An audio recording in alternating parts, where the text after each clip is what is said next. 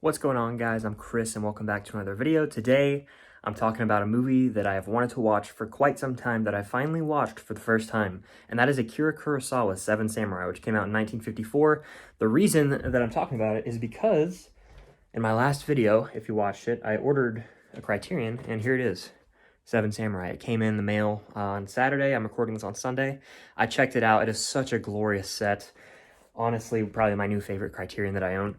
But I'm so happy to say that I've finally seen it. It was on the 100 movies list. Like I said, it's been on my watch list forever. And finally watching it just gave me like a really great feeling inside. I think I said this in my Letterboxd review, but there's no better feeling than watching a classic for the first time and falling in love with it. So yeah, this is just going to be my quick thoughts on Seven Samurai. I have a Letterboxd review you can check out. My Letterboxd at Filmstock. My name Chris will pop up. But yeah, for a movie that's 3 hours and 27 minutes, it really sucked me in. I was glued to the screen, honestly, and I couldn't really keep my eyes off of it. I did take a break about an hour and 50 minutes in to eat lunch, go on my phone for a little bit, but I was glued to this movie, and it's rare that a movie does that to me nowadays. Like, I was entranced from start to finish. Certain movies just do that to me, where I'm locked in and I can't keep my eyes off the screen. That's the case here with Seven Samurai. I was just in awe of like the production design and how grand everything was in scale, especially for a movie in the 1950s. Like, there's a sequence at the end of this movie in the rain, and I was baffled at how well it was shot, especially for a movie that's that old school. Like, it really did blow me away, like the fact that it was all practical. They had these horses out there.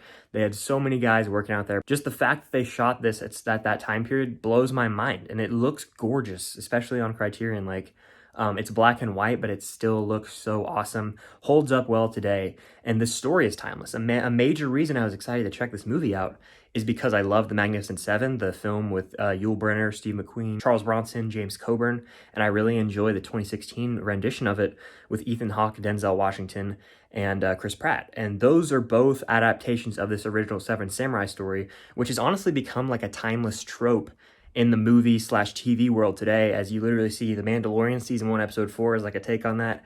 An episode of The Clone Wars from Season 1 is a similar take on that. So a lot of movies and TV shows today follow this timeless story. And it's not just the fact that the story is so compelling and interesting and that there's these grand epic action sequences, but it's the characters. The samurai themselves are great characters, so well written. You care for them from the time they're introduced on screen, and you really feel for the farmers and the situation they're in as the bandits are going to come and take all of their rice and barley. They go to the town, you know the story, and they recruit the samurai, and the old wise samurai, I'm not going to try and pronounce any names because I don't want to mispronounce them, but the main one who like shaves his head early on and saves the kid from the thief or whatever, he pretends he's a monk, the samurai, is probably the best, honestly. He's my favorite. He's very wise. He gave me Obi-Wan Kenobi vibes, and I know that Lucas took inspiration from Kurosawa for Star Wars. I heard he mainly did that with the Hidden Fortress, but you can still kind of see some influence there. Then he kind of has a Padawan throughout that you see a younger samurai who takes on a woman later in the movie, of course, but I just love his role. And then, of course, the Toshiro Mifune, I want to say that's his name. I could completely butcher that. I apologize if I did. He is so good in this movie. He kind of is the outcast, the one that follows the samurai to the village and ends up kind of becoming the beloved one. His character is great. The performance there might be the best. And one of the coolest moments is when this cover art comes into play in the movie. That part gave me chills. I loved how it kept becoming like a recurring piece of imagery throughout this movie. But it's, like I said, the grand action sequences, the timeless story, the well-written characters, it all blends together to create an absolute epic of a movie that I'm so happy that I finally watched it. I now own it. I am going to try and watch this movie every year. Granted, it's 3.5 hours, so I have to sit down and really plan it out and maybe devote a Saturday or Sunday to it once a year.